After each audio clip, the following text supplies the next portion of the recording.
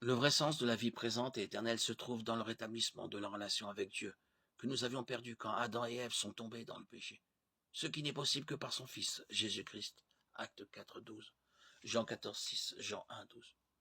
Nous obtenons la vie éternelle en nous repentant de nos péchés, c'est-à-dire en décidant de ne plus continuer à les pratiquer. Christ nous transforme et fait de nous une nouvelle créature, si nous l'acceptons comme notre Sauveur. Mais même si accepter Jésus comme Sauveur est une expérience merveilleuse, le vrai sens de la vie ne se limite pas à cela. Il consiste à commencer à le suivre, Jésus, en tant que disciple,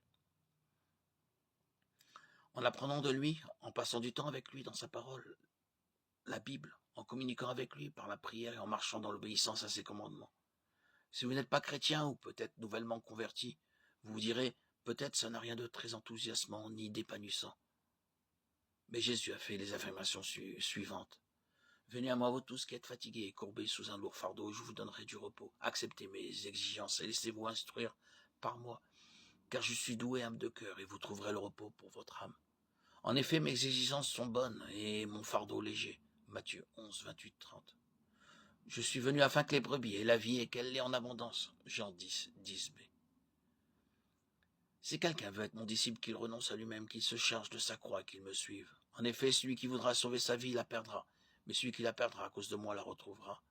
Matthieu 16, 24, 25. Fais de l'Éternel tes délices et il te donnera ce que ton cœur désire. Psaume 37, 4. Tous ces versets disent que nous avons un choix à faire. Nous pouvons continuer à chercher à diriger nous-mêmes notre vie sans jamais parvenir à combler notre vide intérieur. Ou choisir de suivre Dieu de tout notre cœur et de rechercher sa volonté pour nous, avec pour résultat une vie pleinement remplie, épanouissante et satisfaisante, qui comblera les désirs de notre cœur, parce que notre Créateur nous aime et veut le meilleur pour nous. Pas nécessairement une vie facile, mais épanouissante. La vie chrétienne peut être comparée au choix de payer plus cher pour obtenir une place tout près de l'action lors d'un événement sportif, ou de payer moins pour une place plus éloignée. Nous pouvons voir l'œuvre de Dieu en première ligne, mais ce n'est malheureusement pas le choix de la plupart des gens. Seuls les disciples consacrés à Christ, qui ont renoncé à leurs propres désirs pour poursuivre ses desseins, le verront agir pleinement. Ils ont payé le prix, un abandon total à Christ et à sa volonté. Vivent une vie pleinement épanouie et font face à eux-mêmes, à leurs semblables et à leur Créateur sans aucun regret. Avez-vous payé le prix et êtes-vous prête à le faire? Si oui, vous n'aurez plus soif d'un sens à votre vie.